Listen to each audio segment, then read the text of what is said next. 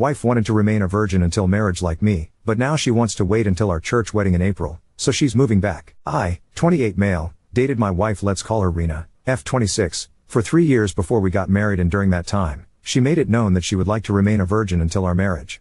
We both met in a religious event and are both church-going and religious, so this was not a problem. She is an overall wonderful person, the most caring, loving and sweetest wife I could ever have, and not to mention beautiful as well. She takes care of me and even took some time off to care for my mother when she was in the hospital due to a car accident, and has no problem with babysitting my sister's kids, 5,7, who love her very much. Everyone tells me how lucky I am, and I feel the same. We have been married for 4 months now and live together in my apartment. Her grandma had been sick for years and her dying wish was to see Rena get married before she passes. Rena is the only girl among 8 cousins, so she was very special and close to her grandparents. Knowing this, I proposed to her, as her whole family and mine have basically become one, and it was a no-brainer at that point.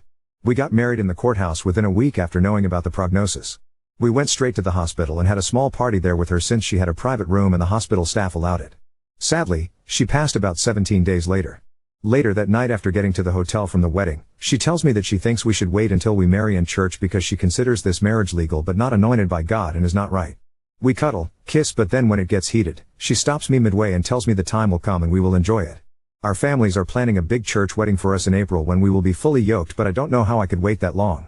It is terribly uncomfortable cuddling in bed with her and wanting to make love with her knowing I can't. She moved in with me in my 1-bedroom apartment a month after our marriage, so it's been 3 months now of cohabiting temporarily before we move to a bigger place. I feel we are in every way a married couple. Not newlyweds, but more like an old couple because of a lacking in the intimacy department. We do groceries together, clean, cook, take care of each other, except that she says she believes our first time will be special since we will have it during our honeymoon in Spain right after the wedding. We have both been a big fan of Spain. Anyway, the other night we were watching a movie and started kissing that gradually ended up getting more heated. She stops me after some time and we had an argument because yes, I know I was wrong and didn't control myself well. I guess I should have asked what marriage and sex really meant to her before proposing instead of assuming, but I also think I'm being deprived of something so important in a relationship. She didn't speak to me for 2 days, and just a while ago we had an honest conversation and have decided that she should move back to her parents until our actual church wedding in April. We originally thought living together since we were legally married would be a good start at knowing each other, but I guess this is for the best. I still have this nagging feeling in my head. Ida for wanting intimacy with my wife? Also, I never once forced myself on her. Everything we do is consensual and I always stop as soon as she says no because I respect her.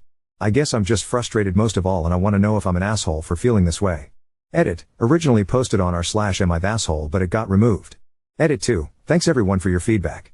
I was reading everything and appreciate your points. I do want to point out that we are not getting divorced or annulled, and I know I have no right to force her into anything. I just want to let out how I feel. Also, like I mentioned in the comments, we would like a larger wedding, although it takes longer to plan since her and my relatives are available in April and have already taken PTO.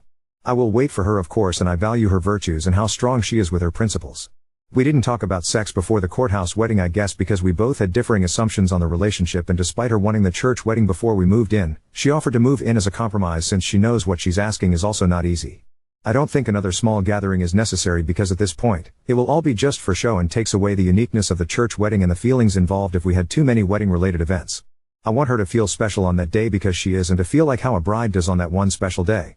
Legally though, she has started using my surname because she acknowledges we are married, but that our church wedding will wed us in all ways. We had the courthouse wedding but didn't invite our minister because, as I mentioned, we want the church wedding to be our big and special day only. What I meant by not controlling myself is my frustration, not necessarily my desires to take it further. Also, her parents have never told us we had to wait or our church. They consider us married already. I guess for my wife, and it's more of the symbolism of marrying in church, and for the honeymoon to be in every sense of the word. Having sex and then going on a honeymoon defeats the purpose, and I also think it would be great to do it then. We fly to Spain the next day after the wedding and don't think we would even have the energy for anything the night of the church wedding. She is not asexual as well, to clear things up. I know everyone doesn't believe in abstinence or applying Bible principles in life, and I understand that, but I request to please respect ours. Right now, she will be staying with her parents, but we are planning and talking more to a counselor as well as our minister if we could change any arrangements if needed about our thoughts on sex and our unique circumstance. Thanks. Op. Yes, she is very honest and is actually very curious about sex and even talks about how this is a very spiritual connection. But she really would like us to be wed in the church and have our marriage be blessed. Update 1. It's been a while since I posted about my situation with my wife and just want to give a little update. I talked to Rena the day after I posted it and talked about what exactly is holding her back, and if she has any concerns, she could open up to me and talk about it like a married couple. If she even considered us one. She told me she had seen the post and had actually read a lot of the comments you guys posted and realized it stems from her feeling everything was so rushed and it was not how she expected to get married in her head and what comes after that. She wanted to make her Nana happy but at my expense. It dawned on her after our small party in the hospital how she didn't feel ready for it because she didn't feel married, thus letting me know later on that she wanted to wait. She has apologized about how she handled things and thanked me for being patient. I have done the same and we have been talking every day although she still lives with her parents. We changed our plans altogether and have decided to do an elopement and be married in Rome. We contacted a relative we have living there who set everything up from the venue, photographer and the minister. We decided on a little ceremony by the lake with just us, the minister, our relative and the photographer. We are leaving in a week and are very excited about it. And since we will be there, we'll have our honeymoon in Spain right after as planned since it's only a few hours away. The April wedding will still push through for family and friends as more of a vow renewal/reception. We have informed them about it and they understand how our case has been very unique and are very happy and supportive regardless. Our elopement is simply a ceremony for the both of us not thinking about other people for once. We are already looking at a bigger apartment for us when we return from the trip so Rena could have her own working studio as my apartment is too small. We'll be updating if we can after the trip as your input has really put things in perspective. Thanks for everything and it really did help us look deeper into the foundation of our principles and priorities. Update 2. It's been 6 months since I posted on this and just want to give you guys an update. Rena and I finally had our beautiful church wedding last month. It was a sunny and warm day. She just looked stunning and it was better than anything we both ever imagined. Our families helped a lot in the wedding preparations and as I mentioned in the previous post, my wife did move out to live with her parents until we got married in church. We made sure to talk thoroughly about how we felt and if this was what she really wanted. We met every week and talked every night until the day we finally got married in church. Mid-February, there were talks and doubts about the relationship and if our expectations of marriage aligned and whether it was best to hold off on the wedding to see if we were indeed compatible and if our courthouse wedding was merely an obligation we had to fulfill for her nan before passing. It was a difficult month for us. We talked about her fears and she explains it was just that she has had this belief in her mind about keeping herself pure in her big day and it was purely hers alone and not her family or anybody else. We did go through marriage counseling to help more in dealing with our situation. During this time, I moved to a larger place and found a better paying job and got busy. She started working from home and accompanied her brother who moved to Japan to help him get settled. She was there for 2 weeks and actually had a nice break. We both had a lot of time and it helped strengthen our relationship to be honest and to realize how much we really wanted to be with each other. We just got back from our 2-week honeymoon to the number 2 in our bucket list, New Zealand. We originally planned to go to Spain but we decided to change itineraries since we planned to travel to Europe in the future so Spain could wait. It was a wonderful but very exhausting and costly trip but so worth it. We drove in a camper van and stayed at campgrounds every night under the stars. Hiked a lot and basically just spent time together enjoying nature. And yes, for everyone waiting for an update, we had our first intimate moment there. The first time was pretty uncomfortable for her. We were also in a van so not the most pleasant place, and she still has this thing where she can't stop overthinking every time we are doing it haha. We are getting better at it though and have actually slowly learned each other's wants and dislikes. She actually initiates it from time to time and it made me happy but also relieved that she has urges to do it and letting me know. Her family moved her stuff to my new place while we were on vacation so it was a relief not to have to move stuff again after a long exhausting trip and just be able to rest after coming home. Jet lag is still really bad but just thought of writing this now while my wife is sleeping next to me. We are both scared for the future as newlyweds but also excited for our little family. Rena and I hope to have kids in the near future but for now, we have decided on becoming fur parents first and looking into shelters once we are fully settled. She has also read the post I wrote before just recently and found the comment about having sex and skydiving to be hilarious and she is quite curious about us doing it lol. If that does happen, that's a whole post by itself. Now story 2, Wibta for dumping my girlfriend after she ignored my LLS and messages and went clubbing while I was undergoing emergency surgery. I 22M, and my girlfriend, 22F have been together for 5 years. We've been together since high school, and until recently, I've always considered her to be my future wife. I've even bought a ring and was planning on proposing over the coming months. Well, last weekend it was my girlfriend's best friend's birthday. She and her friends booked a private lounge at a club. Obviously, I didn't go since 1. I wasn't invited and 2. I hate clubbing or anything associated with that. I was actually looking forward to spending an evening alone and just binging Netflix or something. Well, my GF left around 9 p.m., and I just crashed on the couch and watched some YouTube. Well, around 11 p.m., I started to feel this distinct stomach pain. The same pain you experience when someone hits you in the nuts. It wasn't bad at first, and I just thought my body was playing some tricks on me, but in the span of about 5 minutes, the pain just kept getting worse until I was basically stuck in the fetal position on the couch. Again, initially, I just thought the pain would go, but then I pulled down my pants, and it felt like my right testicle was starting to swell. The moment I tried to get up and grab my phone to inspect whatever the fuck was happening to me, I just collapsed to the floor. That was probably the worst pain I've ever felt in my life. Imagine being pelted in the nuts over and over again. I did manage to crawl to the table next to the couch to get my phone. I immediately tried calling my GF, but she declined my call. I then texted her that something was wrong and she could come home immediately. The club she went to is like a 5-minute walk from our apartment. I just put the phone down and started throwing up because of the pain. After throwing up for like a minute, it felt like the pain started to cool down a bit, and I grabbed my phone again, and that's when I saw her response. She just replied with a W. Hat is it? I tried calling her again, but as expected, she just declined again.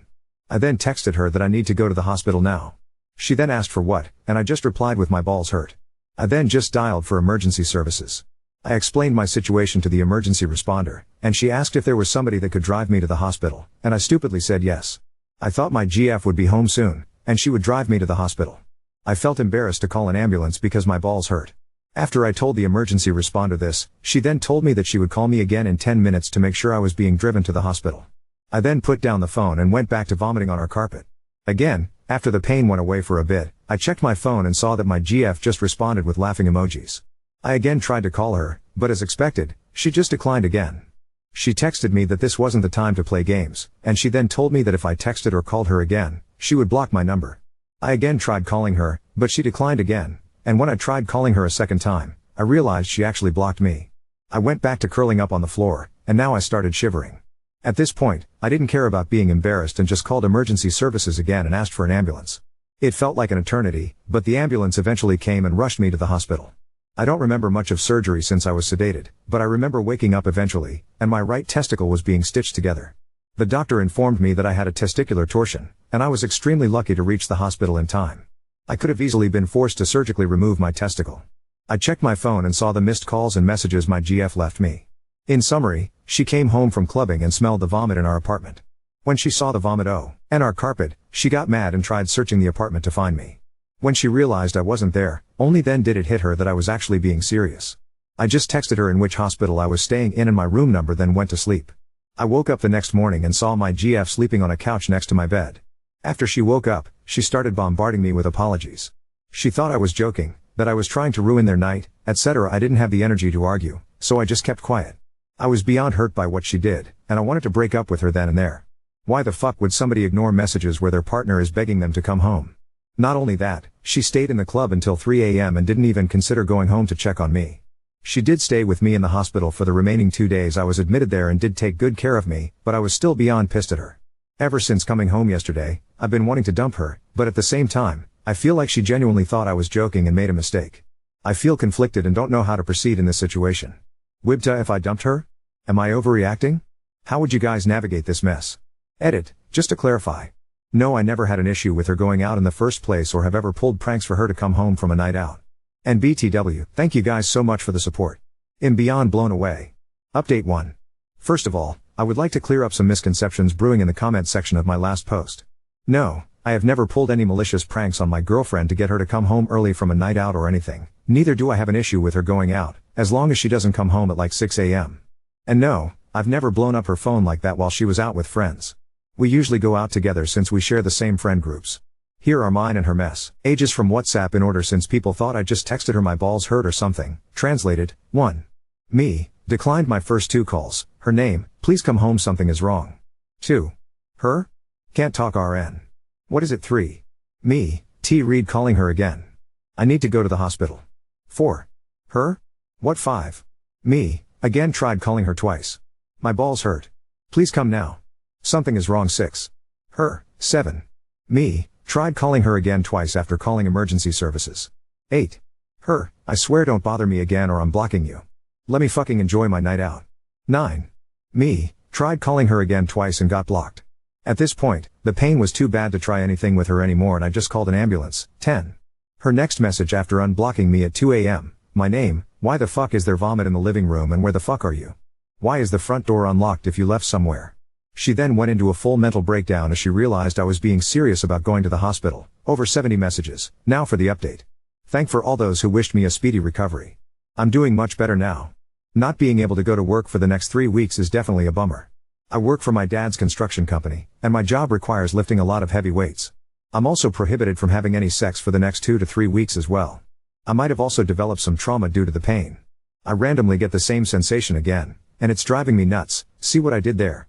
As for me and my GF, it's complicated. As so many of you and my mom told me, 5 years is definitely a long time to be just throwing away without having a proper conversation with her. So I did just that. I told her how hurt I felt by everything. I mentioned the following points. After hearing that, she got defensive and told me that I could have conveyed my situation better and that she genuinely thought I was joking. She was drunk and wasn't thinking clearly. She also told me that it couldn't have been that painful and I was over-exaggerating. I then told her yes, I could have phrased my messages better and I apologized for that, but I then described the pain I was in and told her that I barely had the strength to text her, let alone send her a detailed description of what was happening to me, and definitely couldn't think straight throughout everything. After hearing what I said, she started crying and apologizing for what she did. She told me if she knew how serious it was, we wouldn't have been having this conversation. She then also apologized for her being mad over the vomit. According to her, she was drunk and tired and was just expressing frustration. I then asked her why she thought I was joking and if she was cheating on me, because this was seriously out of character for her, hence why I immediately trusted her with this. She started crying harder and she looked like I just slapped her in the face. She told me that she just thought I was being insecure about her being in the club with a bunch of guys and no, she wasn't cheating on me and would never do something like that.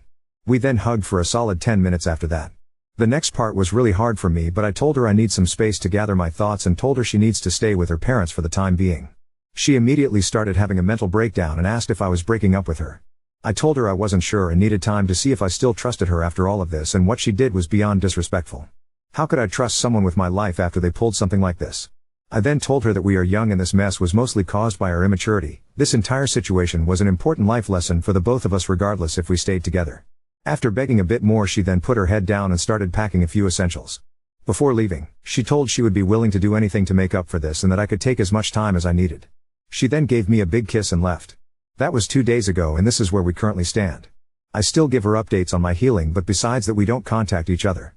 I'm really torn right now. I still don't have that trust in her, but her owning up to her mistake shows that she knows she fucked up and is remorseful. This is definitely something out of the ordinary for her, but there will have to be major boundaries and new rules set. I can think of the following. 1. If she blocks me again for anything equals blocking herself from ever seeing me again. 2. Ignoring my messages will not be tolerated anymore. 3. If she goes out alone again, she has to pick up if I call regardless of the situation. 4. As many of you suggested, having an emergency code like hospital or something would probably have to be implemented. I'm not going to abuse any of these boundaries, but I just want peace of mind knowing that my partner has my best interest at heart even when she is physically not around me. But again, I just want to thank you guys for everything, and this whole experience was definitely an eye-opener for me. Should I get back together with her? If yes, would my demands be reasonable and could I add something more? Wibta if I dumped her over this whole saga?